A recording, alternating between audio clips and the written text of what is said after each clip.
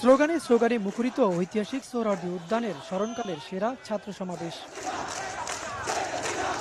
জাতীয় নির্বাচনের আগে নৌকার পক্ষে তরুণ প্রজন্মকে জাগ্রত করতেই ছাত্র সমাবেশের আয়োজন করেছে ক্ষমতাসীন দলের সহযোগী সংগঠন বাংলাদেশ ছাত্রলীগ। সমাবেশে অংশ নিতে সংগঠনটির ১৩৬টি ইউনিট আলাদা আলাদা পোস্টার, ব্যানার আর রং বেরঙের টুপি পরে জড়ো হন ঢাকা বিশ্ববিদ্যালয় এলাকায়। জানান দেন সাংগঠনিক দক্ষতা আর নিজেদের সক্ষমতার।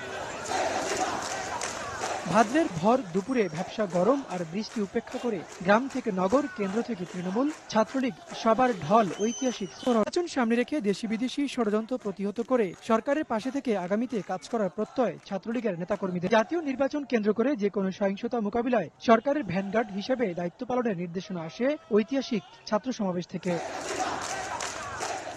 টেকনাফ থেকে তেতুলিয়া, রূপসা থেকে পাতুরিয়া বাংলাদেশ ছাত্রলীগের ১৩৬টি ইউনিট জমায়েত হয়েছে বাংলাদেশ ছাত্রলীগের ছাত্র মহাসমাবেশে।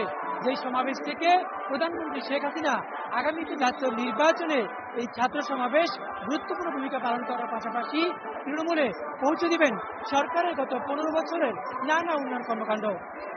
ওবায়দুল্লাহ মামুন, সময় সংবাদ, ঢাকা।